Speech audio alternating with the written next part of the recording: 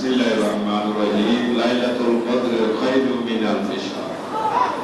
সাদাকাল্লাহুল মাওলানাল আযীম ওয়া সাদাকা রাসূলুন নাবিয়ুল হাবিবুল কারীম ওয়া নাহনু আলা যালিকা মিনাশ শাহিদিন ওয়াশ শাকিরিন।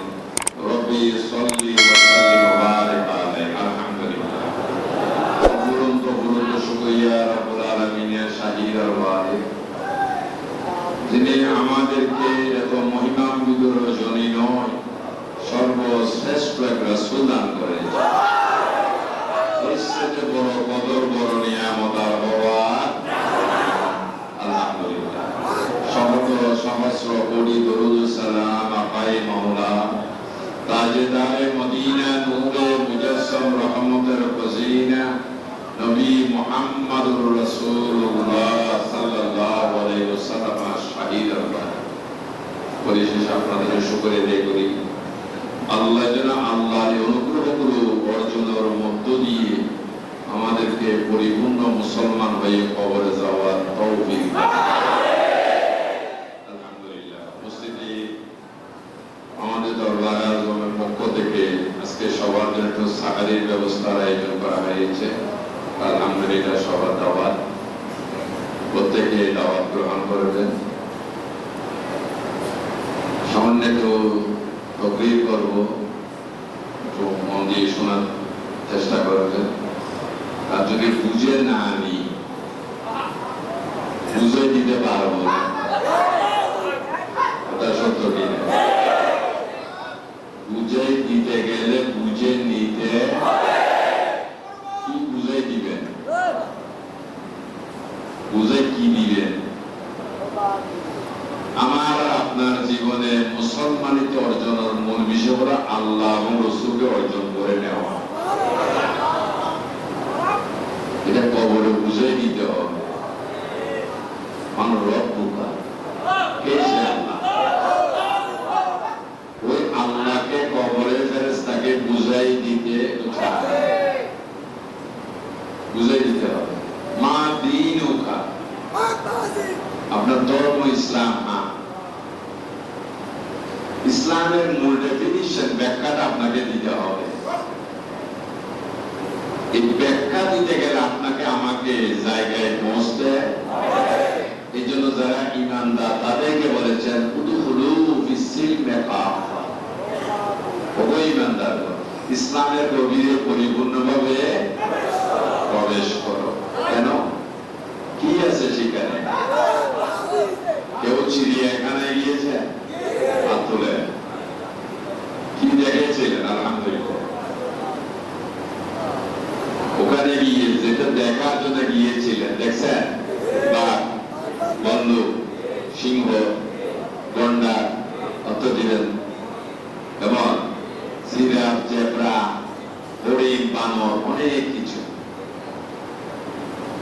যখন দেখে আসার পর আপনাকে প্রশ্ন করলো বাঘটা কিরকম, কাকে প্রশ্ন করবে? দেখেছে। আমাদেরকে কবরে প্রশ্ন করবেন কে সে আল্লাহ। খুব দরকারি কথা। আপনাকে চিড়িয়াখানা দেখার পরে জিজ্ঞেস করলো বাঘটা কিরকম, সিংহটা কিরকম, বানর কিরকম, হরিণ কিরকম, না দেখলে ব্যাখ্যা দেওয়া সম্ভব? যখন কবরে জানতে চাইবেন কে সে আল্লাহ, যদি না দেখি ব্যাখ্যা দেওয়া যাবে? প্রশ্ন আসতেছে আল্লাহকে কি দেখা যায়? আপনাদের মত কি? দেখা যায় না, দেখা যায় না। এই মত কাকার? একটু হাত তুলেন তো। আল্লাহরে দেখানো যায়, ইয়ে হারা হারা বিশ্বাস করে কারণ হাত তুলো যায় একজনও তো বাকি। আল্লাহকে দেখা যায় এই বিশ্বাস কার কার আছে?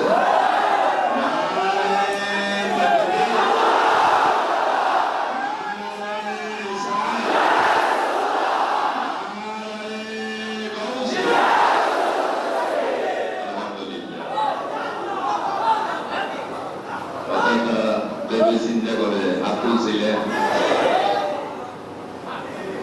কথাটা কি বুঝে হাত তুলেছিলেন? আমরা কোরআনের বিপক্ষে।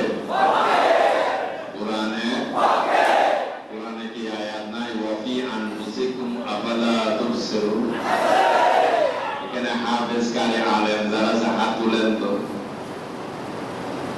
হাফেজ কারি আলেম যারা হাত তুলেন, এই আয়াতটা বলেছে কি কোরআনে নাই? আল্লাহর প্রশ্ন, আমি তোমার মধ্যে আছি, কেন দেখো না? যারা বলে যে আল্লাহ দেখা যায় না, ওনারা কি কোরআনের পক্ষে না বিপক্ষে? এই জন্য কোথায় পাক কি রাস্তায় দেখা যাবে? মাসটা কি? রমজান, আর বিরিয়ানিতে বসেছেন, ঠিক না? এমন মসজিদে আর মুসল্লি পাবে না, দরবারও নিয়মিত মুসল্লি আসবে না। আমরা এখন থেকে গণব সাপ্তাহিক বৃহস্পতিবার, কিন্তু পুরা রমজান মাসে কি দরবার চলে নাই?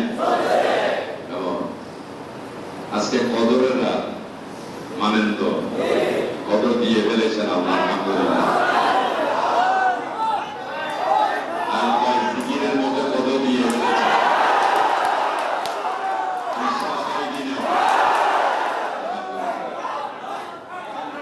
এই কদর নিতে গেলে আমাদের কিছু করণীয় আছে। কেমন গান গায়?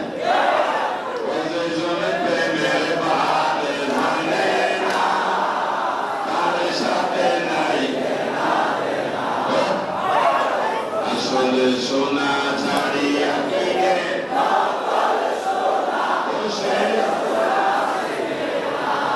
আলহামদুলিল্লাহ। গান গাইছে। কোরআন যদি গানের কথা বলে, কেমন? গান যদি কোরআনের কথা বলে, এই গানকে অস্বীকার করার কোন সুযোগ আছে? এই জন্য রাসূল বলেছেন গান কারো জন্য ফরজ, মানেন না? কারণ সব দিকে ভাইবা শিক্ষা গুরুর পাঠশালা।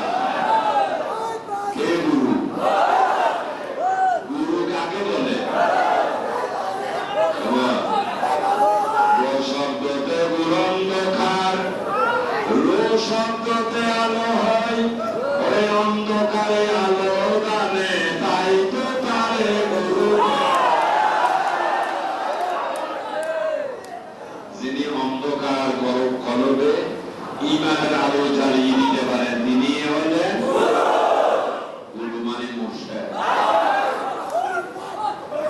কলবে যিনি ঈমানের বাতি জ্বালিয়ে দিতে পারেন, তিনি হচ্ছেন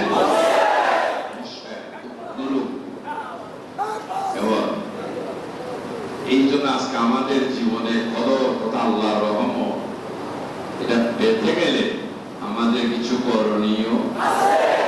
কি করণীয়? যদি আমরা না জানি তাহলে করণীয় হবে না। এই জন্য আগে জানতে হবে। যার প্রশ্ন ছিল, কাকে প্রশ্ন করলেন সিংহটা কি রকম?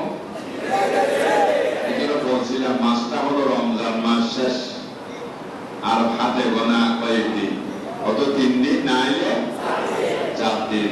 তারপরে শাওয়াল মাসের শুরু, যেটাকে বলা হয় ঈদুল ফিতর, খুশি উদযাপন করা। সেই জন্য মানুষ আজকে উন্মুখী, মার্কেট মুখী, বাজার মুখী। কেউ বাজারে গিয়ে দেখতেছে রকমারি পোশাক আদি সাজিয়ে রেখেছে বাজারে। কেউ পাঞ্জাবি চয়েস করলেন, কেউ শার্ট করতেছে, যা যা চয়েস, শাড়ি, 3 পিস ইত্যাদি ইত্যাদি। এইগুলো কিনতে গেলে এই পাশে একটা দোকান আছে বাজারে, যেটা মার্কেটে যে কাপড় বিক্রি করতেছে, ওটাও কিন্তু দোকান। দুটাই কি? ওই বাজারের যে কাপড় এই দোকানে পাওয়া যাচ্ছে? তাহলে শুধু বাজার হলে হবে না, মার্কেট হলে হবে না, দোকান হলে হবে না। আমার কাঙ্ক্ষিত জিনিসটা ওই দোকানে আছে কিনা আগে দেখা দরকার নাই। এই জন্য বলেছিলাম তাহলে আজকে একটা পোশাক কিনতে গেলে যদি বাজারে যাইতে হয় বা কিরকম দেখতে গেলে মানেন তো আল্লাহটা কিরকম এটা যদি প্রশ্নের উত্তর দিতে গেলে তাহলে ইসলামের গভীরে আসতে হবে। এছাড়া আর কোথাও আল্লাহ দেখার ব্যবস্থা। এই জন্য আল্লাহ বলেছেন, উপরে লেখা আছে ইয়া আইয়ুহাল্লাযীনা আমানু উদখুলু ফিস-সিলমি কাফা ওয়া লা তাত্তাবিউ খুতুওয়াতিশ শাইতান ইন্নাহু লাকুম আদুউম মুবিন। সুবহানাল্লাহ। কাকে ডাকতেছেন? ঈমানদারকে, টিকেট ওয়ালাকে। ঈমান মানে টিকেট। ওই টিকেট তারিখে রাখতেছেন উদখুলু ফিস-সিলমি কাফা, ইসলামের গভীরে পরিপূর্ণভাবে প্রবেশ করো। ওয়ালা তাত্তাবিউ খুতুওয়াতিশ শাইতান, আর তোমরা জেনে শুনে শয়তানের অনুসরণ করিও না। ইন্নাহু লাকুম আদুউম মুবিন, নিশ্চয় শয়তান মানুষের প্রকাশ্য শত্রু।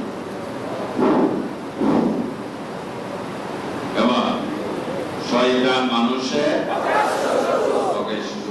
এই জন্য আল্লাহ যখন জানতে চাইবেন মান রব্বুকা, এই আল্লাহর ব্যাখ্যা, আল্লাহর রূপরেখা যদি আপনাকে কবরে দিতে হয় তাহলে আপনাকে ইসলামের গভীরে প্রবেশের দরকার নাই, ওখানে গিয়ে আল্লাহকে দেখে আসতে হবে। কেমন? যিনি দেখেন নাই উনি বলতে পারবেন? এবং কয়েকজন অন্ধ হাতি দেখতে গেলে, কি দেখতে গেলে? যাতে কি অন্ধ, অন্ধ মানে দেখে, দেখেন তো দেখতে গিয়ে একজনে গিয়ে লেজটা ধরলেন, তো বলতেছেন হাতি হচ্ছে রশির মতো। আরেকজনে গিয়ে পা ধরল, কেমন? বললেন হাতি হচ্ছে তাল গাছের মতো। আরেকজনের শরীর ধরলেন, বললেন হাতি হচ্ছে মাটির টিভির মতো। টিভি বুঝেন তো? মাটির বস্তু, মাটির টিলে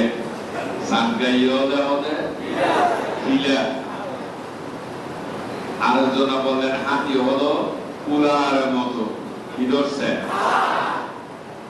আরেকজনা বললেন হাতি হলেন কলা গাছের মতো, কি ধরছে? সুর।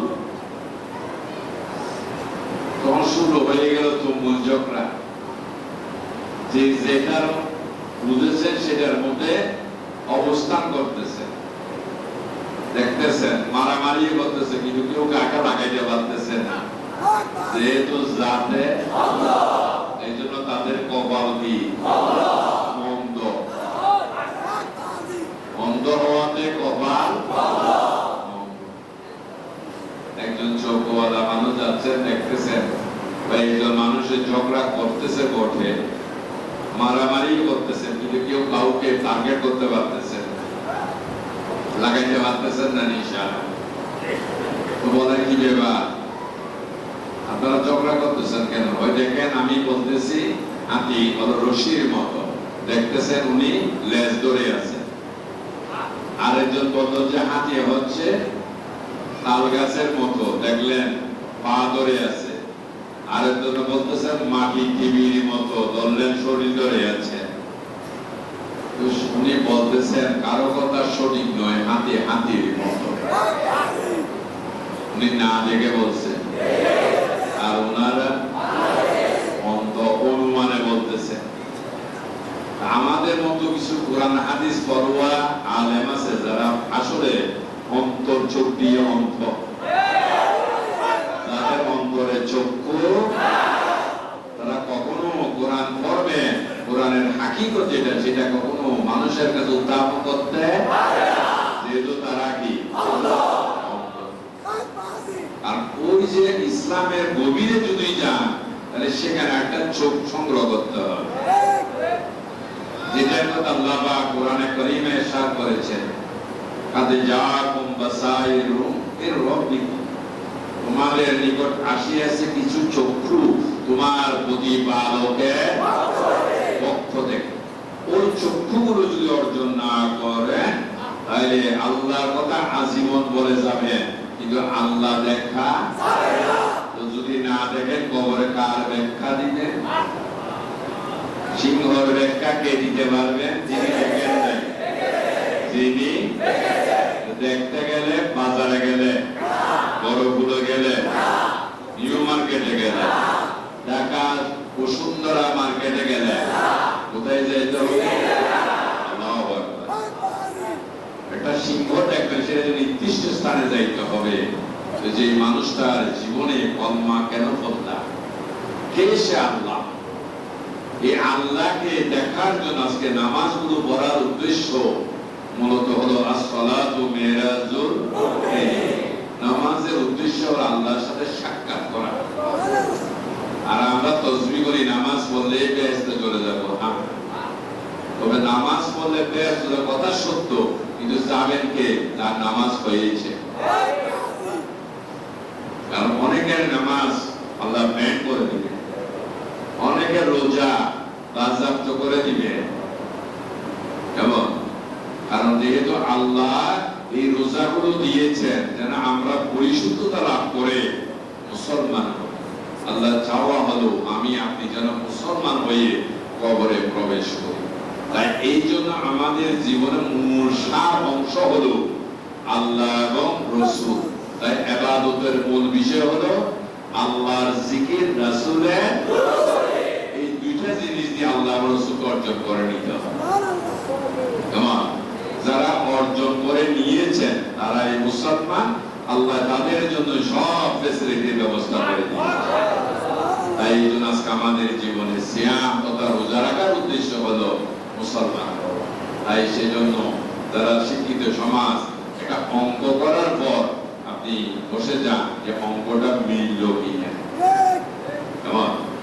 একজন শিক্ষক অঙ্ক করাইয়ে দিলেন, আমার বড় ছেলে বশির আহমদ সিফাত এসএসসি পরীক্ষা দিচ্ছে। চট্টগ্রাম মুসলিম হাই স্কুলে পড়াশোনা করতো, পাশে তার নানু বাড়ি, ওখানে থেকে পড়াশোনা। যখন এসএসসি পরীক্ষা দিচ্ছে ওই সময় একজন প্রাইভেট টিচার রেখেছে, বাসায় এসে পড়াই যাবে, অঙ্ক করাইলেন। তো স্যার বিদায় নেওয়ার পর ওনাদের বড় খারাপ মা, ওনারা আম্মি রাখেন, বলতেছেন সিফাত দেখি তোমার স্যার তোমাকে কি অঙ্ক করাইলে একটু দেখি। উনি অঙ্কটা দেখার পর বলতেছেন তোমার স্যারের অঙ্কটা ভুল, অঙ্কটা ভুল। উনি ভুল বলে বসে দিলে তো হবে না, রাইট কোনটা? পাশে আরেকটি এসে উনি অঙ্কটা করলেন, করার পর বলতেছেন আগামীকাল তোমার টিচার আসলে অঙ্কটা দেখাইবা, এটা ঠিক কিনা? তো স্যার যখন আসলেন উনি সিফাত কি করলো, তার স্যার অঙ্কটা দেখাইলেন। অঙ্কটা দেখে স্যার বলতেছেন সিফাত আমি একটু আসছি, চলে গেলেন। বেশ কিছুক্ষণ হয়ে গেল, আসতেছে না। ফোন করলেন, ব্যাপার স্যার কোথায়, আপনি আসতেছেন না কেন? ও সিফাত তোমার করে এত বড় শিক্ষক আর আমার দরকার। উনি বুঝতেছেন ওনার অঙ্কটা ছিল ভুল। কেমন? অঙ্কটা ছিল। এই জন্য কথাগুলো বুঝবেন। আমাদেরকেও আজকে রোজা কেন রাখলাম, অঙ্ক কষতে হবে। নামাজ কেন বললাম, বুঝে নিতে হবে। হজ কেন করতেছি, উদ্দেশ্যটা কি, কেন যাকাত দিচ্ছি, শরীয়তের বিধানগুলো মানার পরও আবার তরিকতের বাজারে আসলাম ইবাদত কম করার জন্য, বেশি করার জন্য। আলহামদুলিল্লাহ, আজকে যারা মেহমান হিসেবে আমাদের দরবারে এসেছেন, দরবারের পক্ষ থেকে অভিনন্দন, মোবারকবাদ। আলহামদুলিল্লাহ, কথাগুলো একটু মন দিয়ে শুনবেন। আর জীবনটাকে অবহেলা করতে হবে না। 2 রাকাত নামাজ পড়ে বেহেশত চলে যাবে, কথা সত্য। 2 রাকাত না, এমন না পড়ে যদি আল্লাহকে রাজি করতে পারে কেন আল্লাহ তো ব্যস্ত দিয়ে যেহেতু ব্যস্ত দেওয়ার মালিক আল্লাহ। 2 রাকাত কেন টোটালি না পড়েন না, যদি রাজি হয়ে যায় মাওলা কোনো অসুবিধা আছে? এভাবে রাজি হয়ে যাওয়ার কোনো সন্দেহ আছে কিনা? তাজকিরাতুল আউলিয়া কিতাবের মধ্যে ঘটনা এসেছে হযরত বিশর খাফি রাহমাতুল্লাহ, যেমন যিনি দাবি যে ইমানদার মুসলমান কিন্তু শরাব পান করতেন। মুসলমানের জন্য শরাব পান করা জায়েজ না? জায়েজ মানে হারাম, হারাম মানে নিষিদ্ধ, নিষিদ্ধ। কেমন? বিসমিল্লাহ দুরূদ করি সালাতুন ইয়া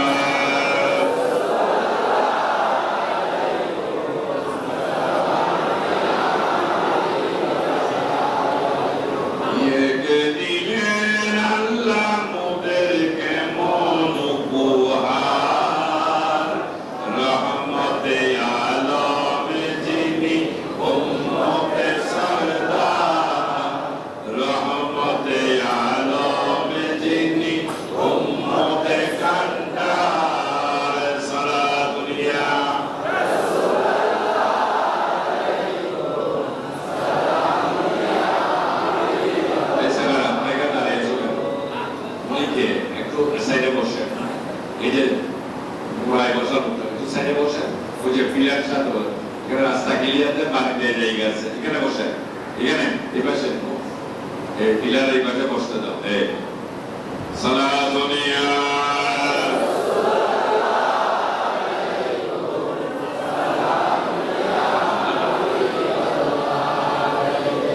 ভালোবেসে আল্লাহ যাকে ডাকে না এই দরাতে আসলেন তিনি হয়ে মুহাম্মদ সাল্লাল্লাহু। ভালোবেসে আল্লাহ যাকে এই দরাতে আসলেন তিনি এত সালাতুন ইয়া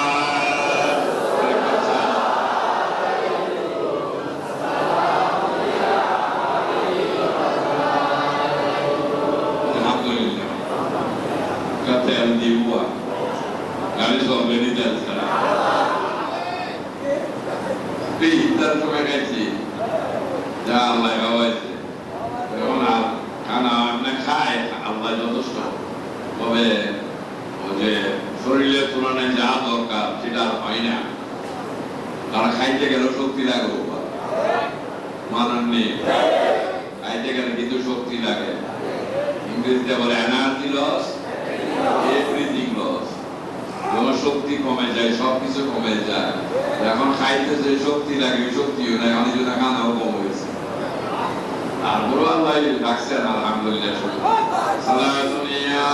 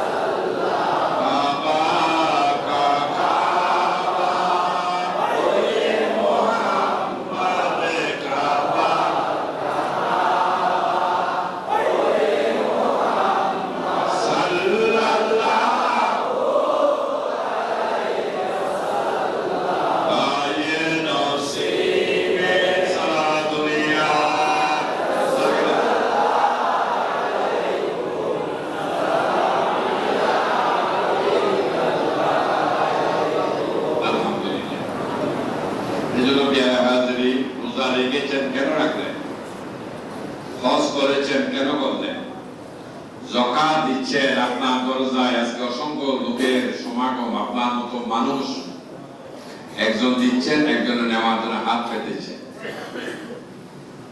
কেন দিচ্ছেন? হজ করতে গেলেন, কেন করলেন? এই জন্য বলেছিলাম কেউ প্রচার করতেছে এটা ইবাদতের দরকার নাই, 2 রাকাত বললেই চলে। আমি বলতেছি না বললেও চলে, না বললেও, তবে আমাদের কাছ থেকে নামাজ চান নাই, রোজা চান নাই, হজ চান নাই, যাকাত চান নাই, দেন চেয়েছে। কি চেয়েছে? যদি না রোজা নামাজের মধ্যে এটা না থাকে তাহলে রোজা নামাজ কোনো কাজে আসবে না। এই জন্য আল্লাহ যে রোজা নামাজ ছাড়াই দিতে পারে তার একটা ঘটনা বলতেছিলাম। হযরতে বিশরে কাফি রাহমাতুল্লাহ দাবিতে ইমানদার মুসলমান কিন্তু কি পান করতে? শরাব, মদ, ওয়াইন, এবং যেটা আল্লাহ তাআলা আদেশ দিয়েছেন হারাম করে দিয়েছে। কারণ শরাব খাইলে মানুষের মধ্যে তিনটা অবস্থা হয়। কয়টা? তিনটা। প্রথমে বাঘের মতো এই ভাঙা করে লাগবে এই দিয়েছে আরে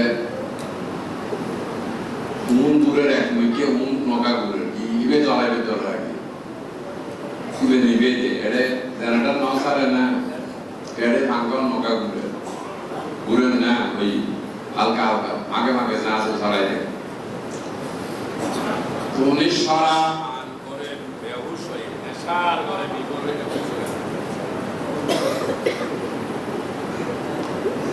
বেলায় নিবে অর্ডার তো নেশায় বিভোর হয়ে মাথা হয়। কিন্তু শরাব পান করলে মানুষের মধ্যে তিনটা অবস্থান হয়। কেমন কয়টা? তিনটা। আইবিএস এর বাতিগুলো নিবে তিনটা শরাব পান করলে প্রথমে হয় বাঘের মতো গর্জন করে ওনার সাথে বড় শ্রেষ্ঠ শক্তি আর একটা কেউ দুই নাম্বার কুকুরের মতো কেমন দ্বিতীয় স্থান হলো কুকুরের মতো গালিগালাজ মাত্রা দিয়ে আপনি এই ধরনের অবস্থা তৈরি হয়। তিন নাম্বার যে কোনো এক জায়গায় পরে শুয়োরের মতো গঙ্গাইতে থাকে। তাহলে শরাব কয়টা অবস্থা হয়? তিনটা। একটু মানুষের আচরণ না বন্ধু জানোয়ারের মতো। এই জন্য যেহেতু শরাব পাইলে সুস্থ মান করলে সুস্থ মস্তিষ্কে বিকৃতি ঘটে, যার ফলে জ্ঞান হারা হয়ে যায়। যে কারণে নেশার চোখে অনেক সময় মাকে স্ত্রী চোখে দেখে না, স্ত্রী চোখে দেখে, স্ত্রীকে মা চোখে দেখে, যেটা শরীয়তে কি বৈধ না অবৈধ? অবৈধ। এই জন্য এটাকে হারাম করে দেওয়া হয়েছে। তো যে মানুষটা আল্লাহ তাআলা যে বিষয় নিষেধ করলেন উনি সেটা গ্রহণ করেছেন, উনি কি আল্লাহর আদেশের উপর আছেন? এই জন্য কি উনি কি নির্দোষী না দোষী? দোষী। শরাব পান করে দোষী অবস্থায় উনি ফিরতেছেন বাসায়। প্রতিমধ্যে দেখলেন ময়লা আবর্জনার মধ্যে একটা কোরআন শরীফের ছেঁড়া পাতা পড়ে আছে। কে দেখতেছেন?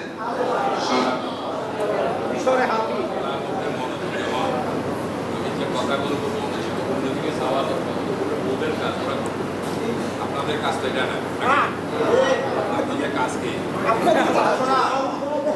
আমার কথা শোনার জন্য আসেন নাই, আমার কথাগুলো শুনেন। যার কাছ থেকে কথা হলো কিন্তু নগরে না ওই ভয় আইপিএস তো লাইন লাগাই দিয়া ধরুন যারা তো লাইনিও নরা হোক পারে নাই ওরা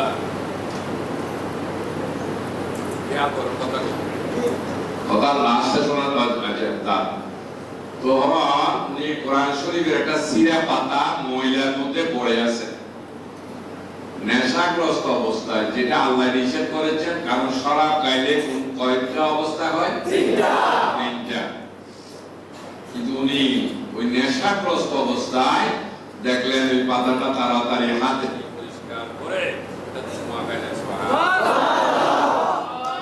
আমাদের দেশে একটা প্রবাদ আছে, ছেলের হাতে কলা দিলে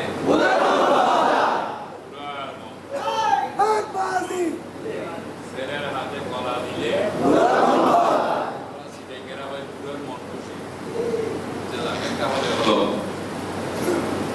তখন এই চুমাকে পরিষ্কার করে নেশায় বিপদ, কিন্তু সম্মান করতেছেন কার? কোরআন। ছেলের হাতে কলা দিলে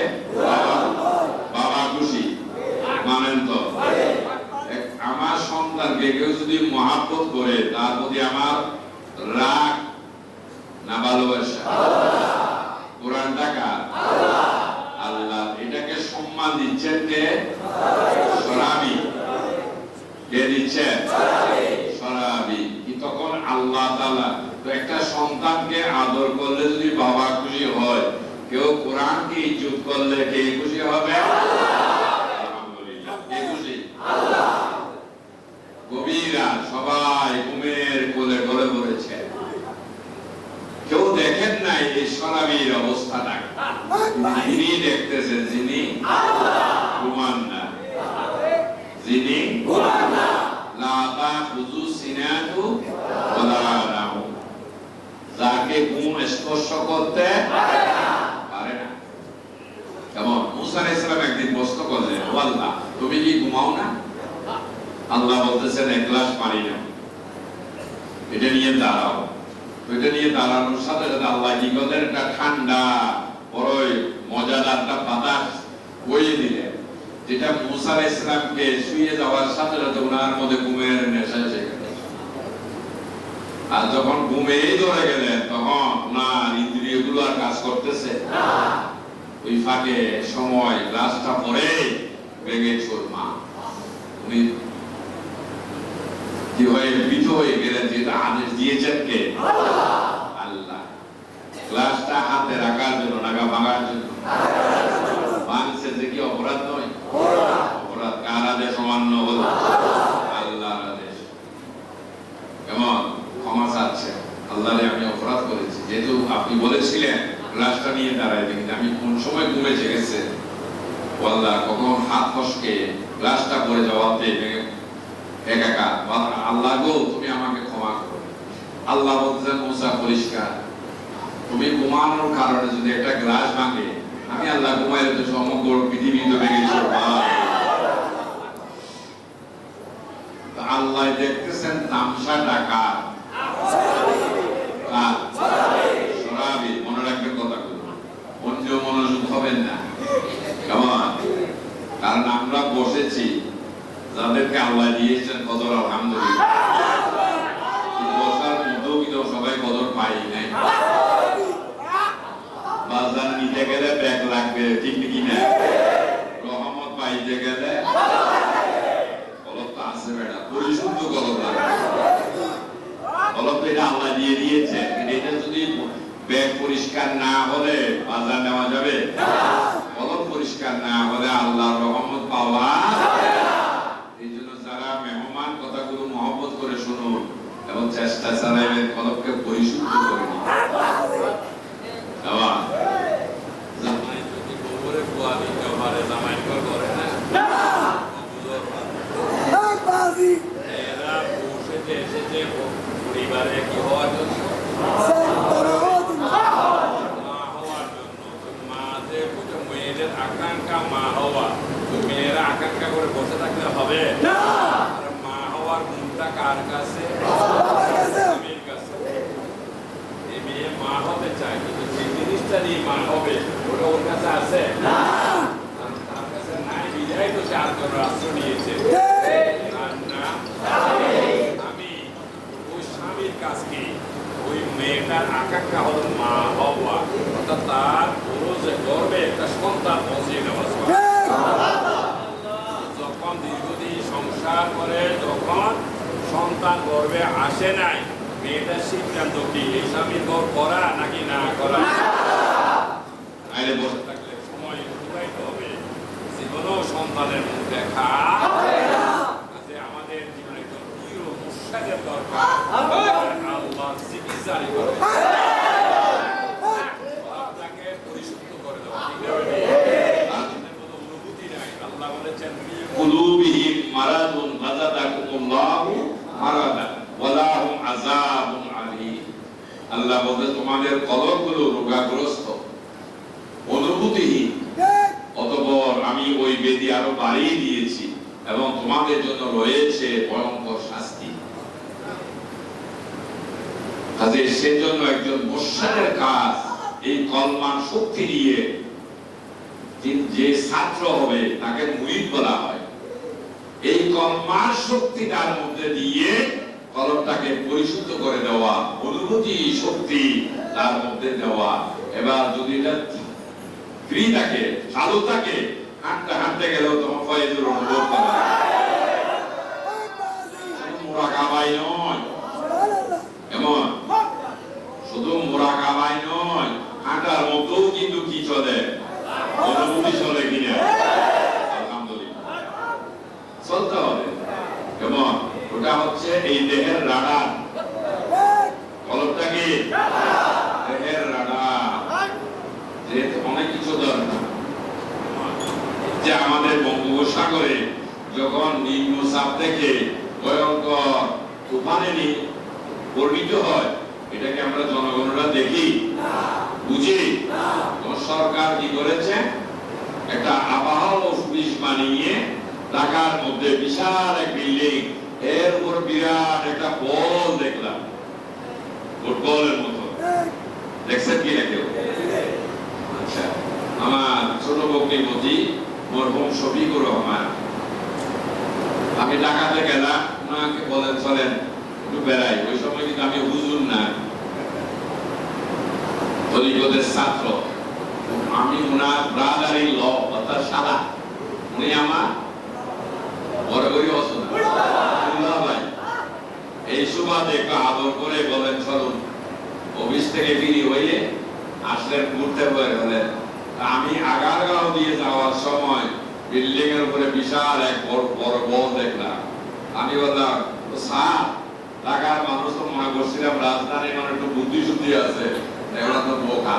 ওকে না, মানে বল দিয়ে মাঠে গেলে এটা বল একটাকে ছাদের উপর উঠে রাখছে, এটা কি বুদ্ধিমানের কাজ হলো? বললেন যে এটা তো বল না, এটা একটা শক্তিশালী রাডার। আপনাদের চট্টগ্রামে যে বঙ্গোপসাগর আছে, মাঝে মাঝে এখানে যে ওই যে নিম্নচাপ থেকে সাইক্লোন হয়, ওটা বোঝার জন্য এই যে সংকেত দেওয়া হয় 1 নাম্বার 2 নাম্বার 3 নাম্বার, এটা কিভাবে বুঝে? আমি বললাম, বলে এটা যখন ওখানকার দুর্যোগ অবস্থা বুঝে দিচ্ছে কত লম্বা বিপদ সংকেত, এটাই হচ্ছে রাডার। আজকে রাডারটা যদি অচল হয়, সমুদ্রের দুরবস্থা বোঝা কি সম্ভব? অতএব সেটা সবসময় চালু রাখতে হবে। যদি কোনো কারণে ত্রুটি বিচ্যুতি হয়, সাথে সাথে ঠিক করে নিতে হবে, নাহলে কিন্তু কোন সময় কি দুর্যোগ করে বোঝা যাবে। তাই পেয়ারা হাজিরিন, আমাদের প্রত্যেকের জন্য আল্লাহ রহমতের দরকার নেই। এই রহমতটা শুধু নামাজে দিবেন, রোজায় দিবেন, ঘুমে কি দিতে পারেন না?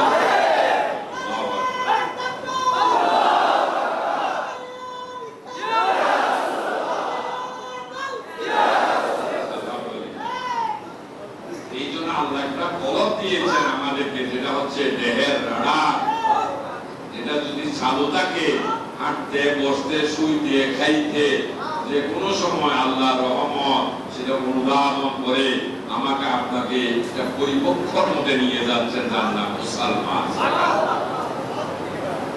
তাই আজকে যদি রাডার নষ্ট হয়, মিস্ত্রি লাগে, কলম নষ্ট হলে মুর্শিদ লাগে।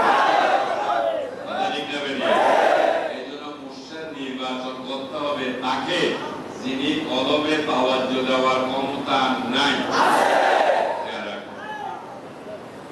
এই জন্য বায়াতের আগে পীরকে চেক করে নিতে হবে।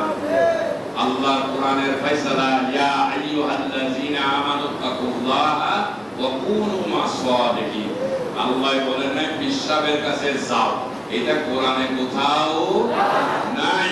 বলতেছেন হে ঈমানদার, আল্লাহকে ভয় করো এবং সত্যবাদীদের সাথী হও। তাহলে সত্য ওঠা, যেটার নাম কালামা। আর এইখানে যে পাওয়ারটা আছে, এমন ওঠা যখন আপনার কলবে উপস্থাপন করে দিবে, তখন আপনার কলবের মধ্যে অনুভূতি শক্তি ফিরে আসবে এবং সবসময় একটা জিকিরের স্পন্দন থাকবে। আর ওই জিকিরের এত বড় পাওয়ার শক্তি আপনাকে যখন খুশি তখনই কি করবে, হয় বাংলাদেশ থেকে মক্কায় নিবেন, মদিনায় নিবেন, বাগদাদ নিবেন, আজমি নিবেন, এমনকি আল্লাহর আরশ মোয়াল্লা নিবেন। কথাকে কিছু আমাদের এই জন্য বলছিলাম যে জন প্রেমে বলেন নাই লেনা আছে। কারণ যেহেতু বাবে জানে না লেনদেন করে লাভ কি, কারণ তারা হলো কর্তব্যের দল কিসেরে কথা না আসল সোনা ছেড়ে কি করে নকল সোনা কিনে, ঠিক না বেটি? এটা কি বুদ্ধিমান না বেকুব? বুদ্ধিমান না বেকুব, ঠিক না বেটি? এই জন্য আসল সোনা মানি রসুল, আর নকল সোনা মানি নেতা। এমন নবী বাদ দিয়ে কি দল? নেতা দল। এই জন্য তাদের কপাল কি ভালো না মন্দ? যাকে হাজিরি বলতেছিলাম, তখন উনি এটা কি করলেন, চিন্তা করলেন নেশাগ্রস্ত অবস্থায়, চিন্তা করলেন এটা যদি যেন যেন রাখি আবার তো ময়লায় পড়ে যাবে। এটা সেফটির জন্য একটা গাছের ছিদ্রের মধ্যে এটা ঢুকাইয়া একটা পাথর চাপা দিলেন, যেন পুনরায় বাতাসে ময়লাতে না পড়ে। ওই সময় তুমি নেশাগ্রস্ত, নেশা মানে এমন অবস্থা সুস্থ মস্তিষ্কে বিকৃত ঘটে, ভালো সমাধান নেওয়ার ক্ষমতা। এই জন্য কাজটা করলেন, ওটা কি নেশা করে না একজন সুস্থ মানুষের? যেহেতু না তকদিরে আল্লাহ তাআলা তার বন্ধুত্বের অবস্থা রেখেছেন। আল্লাহ রাসূল বলতেছেন, এমন তোমরা একজন মানুষ খারাপ কাজ করতেছে তাকে ঘৃণা করিও না, তার খারাপ কাজটাকে ঘৃণা করো। আর হয়তো আজকের এই খারাপ মানুষটা একদিন আল্লাহর এক মুহাক্কিক তথা আল্লাহর ওলি হয়ে যায়। তার প্রমাণ হলো এই শরাবী এমন কিছু কাজটা করতেছে, নিঃশব্দ তার উপর আল্লাহর রহমত চলে এসেছে। সবাই ঘুমে কিন্তু আল্লাহ দেখতেছেন। আল্লাহ বলেছেন হুয়া সামিউন বাসীর, তিনি শুনেন, তিনি দেখেন। যখন উনি কাজটা করে নেশায় দুলতে দুলতে বাসায় চলে গেলেন, আর তৎক্ষণাৎ আল্লাহ ডাক দিলেন প্রখ্যাত আউলিয়া হযরত হাসান বসরি রাহমাতুল্লাহ আলাইহি, যে হাসান ওই যে শরাবী, এমন তাকে আমি আল্লাহর একটা সালাম পৌঁছে দাও। আল্লাহ বলতেছেন তুমি কি অবস্থায় শরাবী, তার কাছে আমি আল্লাহর একটা এবং আরো সুসংবাদ দিবা, তোমার ইন্তেকালের পর এই শরাবী হবে দেশের বুধুগুলা। যদি তাকে নসিবে আপনি আপনি আসিবে, জোর করে মন হরণ করো না, সে তো ভীষণ যন্ত্রণা। আলহামদুলিল্লাহ, কারো তকদিরে যদি আল্লাহ দয়া রাখে, অনুগ্রহ যেমন যে কোনো একটা ওয়েতে চলে আসবে, কিন্তু ইচ্ছা করে ফকির সাজার চেষ্টা করো বা আল্লাহ যা দিছে আলহামদুলিল্লাহ, উভয় কিছু করতে গেলে ধরা খেয়ে যাবে। এমন যে কোনো টাঙ্কি থেকে পানি নিতে হলে সেখানে আগে মোটরের মাধ্যমে নিচের স্তর থেকে পাইপ দিয়ে মোটর দিয়ে সংযোগ রাখতে হবে, যেহেতু টাঙ্কির পানি তো কমবে, তো কমলে এখানে কি আবার পুনরায় পাওয়া যাবে? আগে চাই সাপ্লাই দেওয়ার আগে এমন আগে ব্যবস্থা রাখতে হবে যেন কি আসে, টাঙ্কিতে পানি বুঝে ফেললেন না। সুন্দর কথা। অনেকের মধ্যে দেখি কথায় কথায় ফকিরি করার চেষ্টা করো, টাঙ্কিতে যদি মোটরের মাধ্যমে লাইন না থাকে সাপ্লাই দিলে নিচে খালি হয়ে যাবে। এই জন্য আগে মোটরের যোগাযোগ বানানো দরকার নাই। কেমন আমার দাদা হুজুর কেবলা হযরতে শাহাবুদ্দিন আল কাদের রাহমাতুল্লাহ, ওনার একজন পীর ভাই ছিলেন, কেমন যিনি এক সময় আমার বাজা কেবলা জবান থেকে শুনেছি, ওই সময় আমার বাজিও তরিকতে অর্থাৎ দাদা হুজুর কেবলা থেকে ফাইজাত খানসে করতেছে। তো উনি শাহাবুদ্দিন শাহ আগে বসে, কারণ দুজনে আজমগীর শাহ কেবলা ফাইজ প্রাপ্ত। এখন উনি বসে উনি আগে ভাগে বসে ফাইজ দিচ্ছেন। এখন আমার বাজা কেবলা কি করলেন, পীরকে অবাকটা করে ওনার সাথে আস্তে করে হুক লাগাইলেন। কেমন হুক লাগাইলেন, অর্থাৎ ওনার কাছ থেকে জিনিসটা নিয়ে নিচ্ছেন। আমার দাদা হুজুর কেমন বলতেছেন, কি ব্যাপার তুমি এখানে ইয়া করতেছো কেন? উনি যে বসে আছেন মুখ লাগাইলেন, শাহাবুদ্দিন সাহেবরা বুঝেই বলতেছেন, বোঝো না আহমদ তুমি বন্ধ করো, ও যখন দিচ্ছে আমি নিয়ে নিই, জিরো করে দিই, জিরো করে দিই। তরিকত মানি অজানাকে জানা, এই জন্য তরিকত মানি বেশ না, টুপিয়াদারি চূর্ণ তরিকত, এগুলোর কোনো প্রয়োজন নাই। কেমন সুন্নতে রাসূল হিসেবে দরকার। এই তরিকতের মূল বিষয় হলো অন্তরকে পরিশুদ্ধ করে আল্লাহ রহমত অর্জন করা। যখন আপনি পরিশুদ্ধ হয়ে আল্লাহর নৈকট্যধন্য বান্দার অন্তর্ভুক্ত হবেন, নিঃসন্দেহভাবে আল্লাহ রহমত আপনার মধ্যে চলে আসবে। একটা খুদাই পাওয়ার শক্তি আপনার মধ্যে অনুভূতি আসবে। সুবহানাল্লাহ। কেমন আরো ঘটনা রয়েছে, শাহাবুদ্দিন সাহেব রহমতুল্লাহ এক সময় চট্টগ্রাম বন্দরে গেলেন।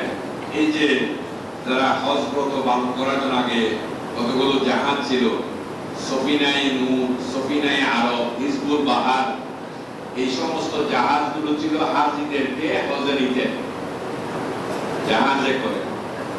তো যখন হাজিরা আসতেছে, শাহাবুদ্দিন সাহেব রহমতুল্লাহ গেলেন যে হাজিদের একটু দেখার জন্য। তো দর্শনার্থীর ভিড় উনি দাঁড়িয়ে আছে, মানুষ নামতেছেন জাহাজ থেকে। হঠাৎ একজন মানুষ সিঁড়ির মুখে আসলেন, তিনি আজমগীর রহমতুল্লাহ অন্যতম খলিফা এবং অধিবাসী ছিলেন হযরত সৈয়দ খান সাহেব রহমতুল্লাহ।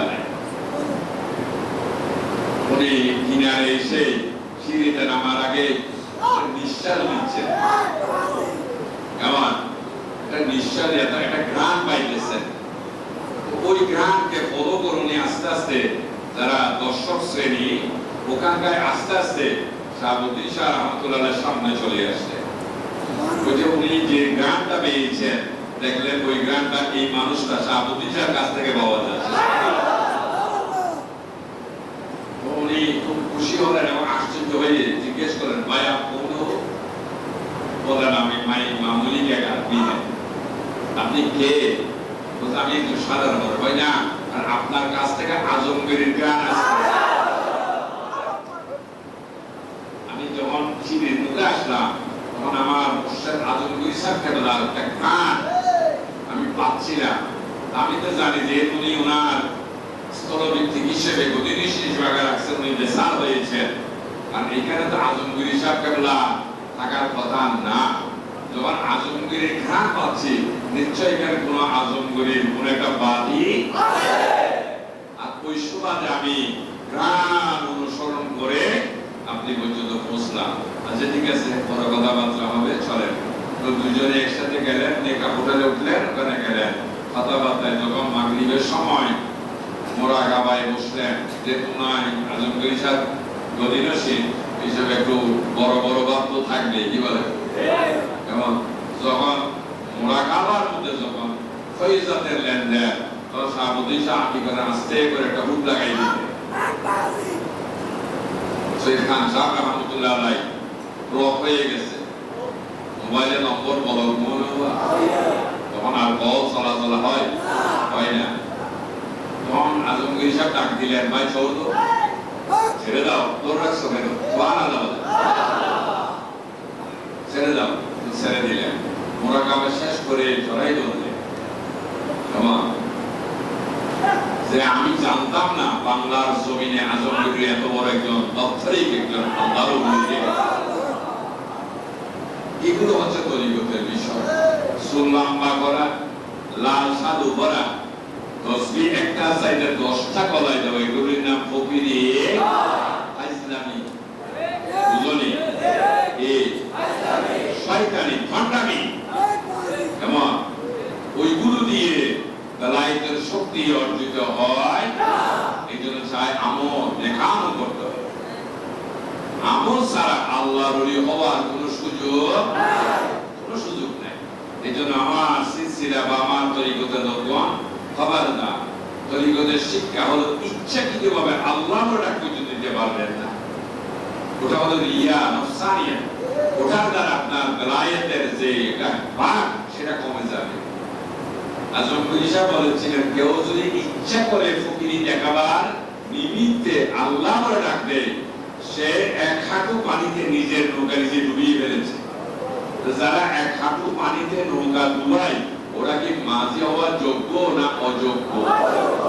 এই জন্য তরিকতের ফকিরি দেখাবার উদ্দেশ্যে খবরদার কেউ আল্লাহ বলে ডাক দিবে না। অনেক সময় ফায়েজকে কন্ট্রোল করতে হবে, এমন কলব ফেটে যাচ্ছে, ফেটে যাক, কিন্তু দমন করবা, যত বেশি দমন করবে এত বেশি পাওয়ারফুল হবে। কথাগুলো মনে থাকবে। যাক, এই জন্য বলতেছিলাম, আল্লাহ তাআলা ঘোষণা দিলেন, ওই শরাবিকে সুসংবাদ দাও, তোমার ইন্তেকালের বদলি হবে না দেশের কুতুবুল আখবার। হযরত হাসান বসরি রাহমাতুল্লাহ আলাইহি মুবারক ভেঙে গেলেন, চিন্তায় বললেন, উনি জানেন ওই মানুষটা সম্পর্কে, নিরান একজন শরাবি, যার কাছে আমল বলতে এটাই, ভালো কিছু আমল নাই। আমল হলো কাজ, কাজ হলো কয় প্রকার? দুই প্রকার, একটা ভালো আর একটা মন্দ, যেটাকে বলা হয় নেক আমল আর বদ আমল। যার জীবনটাই বদ আমলে ভরা, আর আল্লাহ কিনা তাকে বলতেছেন সালাম দিলে, আবার এত বড় দায়িত্ব দিবে, জীবনে নামাজ সত্য দেখলাম না, কোন সময় শুধু চেষ্টা করে 5 টাকা জুটলে বোতল কিনার চিন্তা করে, বুঝো নেওয়ার কথা। আর তাহলে আল্লাহ তোর অবস্থা বুঝি, এত বুঝার কাম কি? যা বলছি তাই করো, হুকুম আল্লাহ। পরদিন খুঁজতে গেলেন কাকে? শরাবিকে। দেখতেছেন বাসাই নাই, শরাব খানায়। আল্লাহর আদেশ ছিল তার কাছে আল্লাহর পক্ষ থেকে সুসংবাদ পৌঁছিয়ে দেওয়া। উনি কোথায় আছে এমন বাহকের দরকার নাই সেটা দেখা, যেহেতু আদেশটা ছিল আল্লাহর সংবাদ পৌঁছায় দিতে হবে। হযরত বাজিদকে বলেছিলেন একজন বেশ্যার কাছে ঈমানের আলো পৌঁছায় দিতে। সেই জন্য বাজিদ মুস্তামি আল্লাহর আদেশ আদিষ্ট হয়ে আর চিন্তা না করে সোজা বেশ্যার কোয়ার্টারে পৌঁছে গেলেন। এমন কে কি বলবে কি বলবে না। শামসে তাবরিজ রাহমাতুল্লাহ আলাইহি তার অন্যতম মুরিদান এবং খলিফা মাওলানা জালালউদ্দিন রুমি রাহমাতুল্লাহ আলাইহি বলেছিলেন, ওই যে বাজারের একজন খারাপ মহিলাকে দেখছিলাম, ওটা আমার দরকার।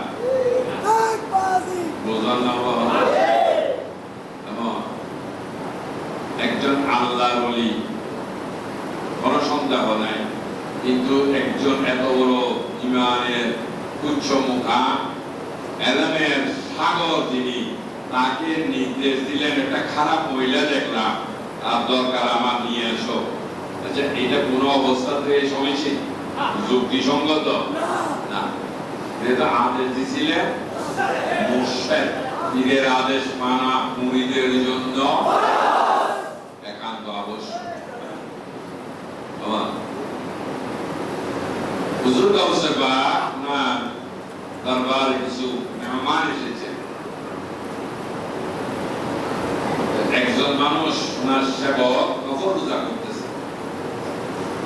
ওনারা যখন খাচ্ছিলেন, গাউসে পাক বলতেছেন, তুমি খাও। হুজুর আমি রোজা। ঠিক আছে, খাও। বলে আমি রোজা। এমন তো গাউসে পাক আব্দুল কাদের জিলানী বলতেছেন, তুমি আমার আদেশে খাও, তোমাকে আল্লাহ 1000 রোজার ফজিলত দান করবে। সার্টিফিকেট কি? মাহবুবে পবিত্রতার, যিনি পবিত্র আল্লাহ, আর বন্ধু মাহবুব মানে কি? বন্ধু। কেমন পবিত্রতম আল্লাহ বন্ধু।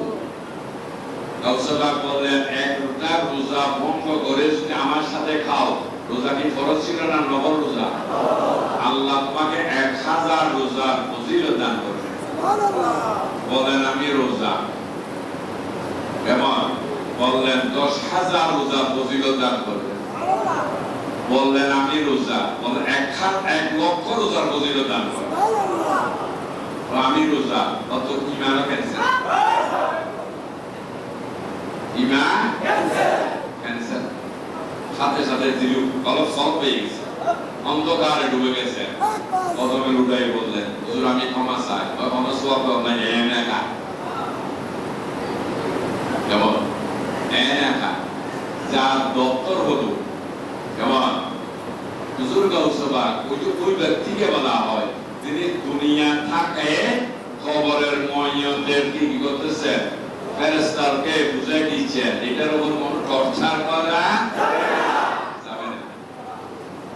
স্বপ্ন দেখলেন একজন খ্রিস্টান, যদি বাঁচতে চাও পরকালে মুক্তি চাও ওই গাউসবাগের কাছে গিয়ে বায়াত। এই স্বপ্ন দেখে উনি আসলেন, হুজুর গাউসবাগ ওনাকে দেখে নৌ মাহফুজ দেখতেছেন, সুবহানাল্লাহ দেখতেছেন মানুষটা এক সপ্তাহ বাঁচবে। এখন আমরা তো জানি কে কখন মরে জানি না, কথা ঠিক না বেটি? কেউ কখন মরে সেটা মরা মানো না, না এটা মানুষের জন্য। তরিকতের মানুষ কোন দিন মারা যাবে বলে বলে মুক্ত হবে, আর তরিকত মানে অজানাকে যেটা মানুষের জানবে না, এটা তরিকতের মানুষ জানতে হবে। তো অদেখাকে অবুঝাকে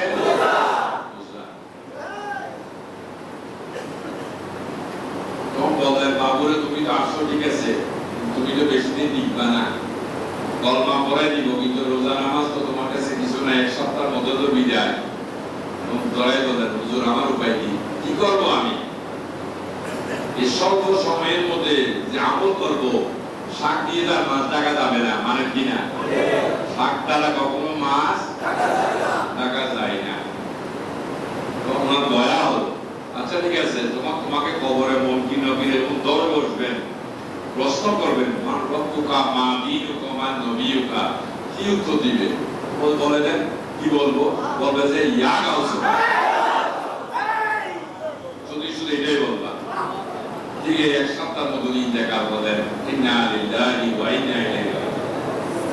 যখন কবরস্থ হলো, ঠিক যখন ওনাকে কবরস্থ করা হলো, ওনাকে মুনকির নবী এসে যখন এই প্রশ্নগুলো করতেছেন, গাউসবাগ আব্দুল কাদের জিলানী রাহমাতুল্লাহ আলাইহি মাগরিবের নামাজ পড়ে মুরাকাবায় বসেছিলেন। ওই সময় যিনি মুরাকাবায় বসলে জিন দেব দানব দূতরা আল্লাহর কাছে সিজদায় করে কাঁদতেন, ও আল্লাহ গাউসবাগকে গৌসীদের দৃষ্টি থেকে আমাদের রক্ষা করুন।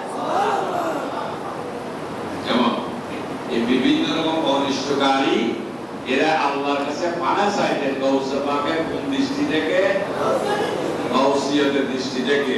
বলেছিলেন নজরত ইলা বিলাদুল্লাহি জামা কাহার দালাতিন আলা হুকুমি ইসালি আসসালামু আলাইকুম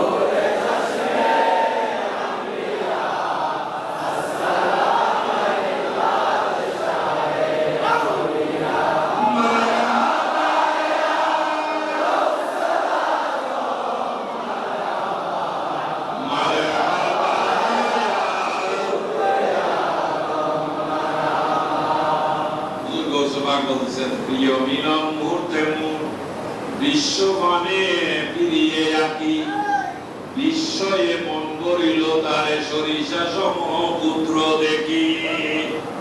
আমি আব্দুল কাদের জিলানী যখন মুরাকাবা করতে করতে মুশাহাদার মধ্যে পৌঁছে যাই, আল্লাহ তাজালিয়াতের মধ্যে প্রবেশ করি, এমত অবস্থায় যখন পৃথিবীর মানে দৃষ্টিপাত করি, মনে হয় তামাম এই বিশ্ব আমার হাতে একটা সরিষার দানার মতো। মানেন কি না? প্র্যাকটিক্যাল কি? এটা একটা প্র্যাকটিক্যাল রাখতে হবে না? আসলে আমার তরিকতের লাইনে আমি নিজেও মানিনি। এটা কি ধরনের সম্ভব? যারা এখানে ফ্লোর আছে কত দেখতেছেন, দৃষ্টি গিয়ে প্রসারিত হচ্ছে, দেওয়ালের বাইরে যেতেছে না। আচ্ছা যখন 2 তলায় উঠবো, এতটুকু না একটু বেশি, 3 তলায় উঠলে এভাবে যদি 10 তলায় উঠি অনেক এরিয়া দেখা যাবে, মানে তো তাহলে একটা হলো নিচের অবস্থা, একটা হচ্ছে অনেক ডিফারেন্স দেখা। এখানে বিমানে কেউ চলেছে আলহামদুলিল্লাহ। আচ্ছা, যখন বিমানে আমরা প্রবেশ করলাম, সিটে বসার পর ছোট ছোট গোল গোল জানালা দিয়ে দেখলাম কেমন পুরা বাংলাদেশটা নাকি বিমানবন্দর। বিমানবন্দর প্রমাণ নেই। যখন সমস্ত প্যাসেঞ্জার ফুল ফিলাম, মাইকে ঘোষণা আসলো বেড়ার মানুষ বিমান উড্ডয়ন করবে। যখন উড়া দিতে দিতে 40-50 হাজার বিটু করে চলে গেছে, ওইখান থেকে যখন আবার দেখতেছি শুধু কি বিমানবন্দর না বাংলাদেশের মতো দেশ দেখা যাচ্ছে। একই বিমানে, বিমান যখন নিচে ছিল দেখছিলাম কথা যখন 34,000 থেকে 40-42 হাজার বিটু করে গেছে, এখন দেখা কি বিমানবন্দরের দেখা না উপর থেকে দেখা? আল্লাহ, দেখলাম আমি নিজেও সমুদ্রের বড় বড় জাহাজগুলোকে মনে হচ্ছে আমাদের চট্টগ্রামের বৈশাখ মাসের জব্বজ্জের বলিকেরা পেইল না কেমন। ওইখান থেকে আমরা স্পিড বোট কিনে আনতাম 2 টাকা 3 টাকা দিয়ে। ওই সময় এখন তো মনে বেশি। তো সকাল বেলায় একটু কেরোসিন দিয়ে ম্যাচ দিয়ে জ্বালায় পুকুরে দেখ দিতাম সারি, ওইটা গরমে বাষ্পর মাধ্যমে এটা চলত। বড় জোর 8 থেকে 10 ইঞ্চি। যখন এই 34,000 থেকে 40,000 ফিট উপর থেকে দেখলাম সমুদ্রের ওই জাহাজগুলোকে, মনে হয় সে জব্বর মিয়ার বলিকেরা 10 ইঞ্চির স্পিড বোট। ওটা কি আসলে এত ছোট? অনেক বড়। কিন্তু আমি দেখতেছি সামান্য থেকে অনেক। তখন আমার মধ্যে এলহাম আসলো, কি বুঝলেন? যদি আপনি 34,000 ফিট উপর থেকে এত বড় জাহাজ যদি 8 থেকে 10 ইঞ্চি দেখেন, তাহলে আব্দুল কাদের জিলানী দেখা আপনার মতো নয়, আল্লাহ তাসাল্লিয়াতের মধ্যে থেকে দেখছিলেন।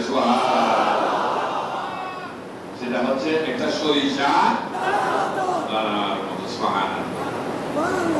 মুরাকাবায় বসে দেখতেছেন ওই মানুষটাকে মক্কি নগরীরে জেরা করতেছেন, মা দীনুকা ওয়া মান নবিয়ুকা, আর উনি বলতেছেন ইয়া গাউসুল্লাহ। সে প্রশ্নের উত্তর দিতে না পারলে, স্কুল জীবনে মাদ্রাসা জীবনে উত্তর দিতে না পারলে কি শান্তি না সাজা? সাজা। কবর উত্তর দিতে না পারলে কি শান্তি না সাজা? তখন মারার জন্য তৈরি করলেন। ঠিক এই মুহূর্তে দুনিয়ায় অবস্থানকারী গৌসে পাক কবরের মধ্যে পৌঁছলেন আলেমে বরকত সুবহানাল্লাহ। আর নিমিষে গিয়ে ধরে ফেললেন ফেরেশতাদের হাত। আরো আশ্চর্য ব্যাপার, কে আপনি? আমাকে ডাকছেন? আমি তো আসি নাই, আমাকে ডেকেছে। কি ডেকেছে? এই যে বলল ইয়া গাউসুল আজম, ইয়া গাউসে পাক। আমি এখানে আপনার ফাংশন কি? জানি তো না ও কেন ডাকছে, কেন ডাকছো? আমাকে জিজ্ঞেস করলো রব্বুকা মা দীনুকা ওয়া মান নবিয়ুকা।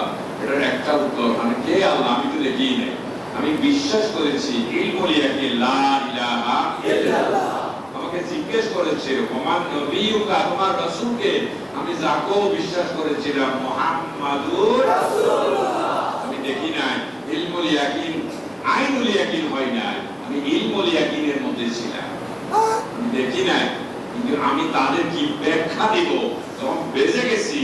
ওরে টেকিয়াছি ভবের ঘাটে ওরাও মুর্শিদে মাওলানা, তুমি না ধরাইলে দয়াল এ তোরারে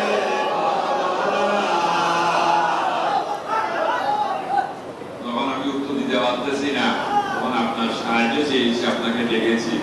খুবই খুশি হইতে, ঠিক আছে কিনা? আপনি বুঝাই দেন কেবার আল্লাহ কেবার রাসূল। ফেরেশতারা বলতেছেন ছেড়ে দেন না, হাত তো মনে হয় ভেঙে চুরমার হয়ে যাচ্ছে। আমরা তো এই বিষয়ে জানি না আসলে। আর ফেরেশতা দিয়ে সীমিত, তাকে আল্লাহ যতটুকু বুঝা দিয়েছেন ততটুকু, এরপরে আর বেশি না। আমরা এই বিষয়ে আল্লাহর কাছ থেকে একটু জানি, তারপরে ফয়সালা। আমাদেরকে ছেড়ে দেন, একজন যান। আসছিলাম তো দুজন একসাথে, হয় না? দুইজন গেলে আর ফিরে আসবেন না, একজন থাকলে আবার আসবেন, একজন যান।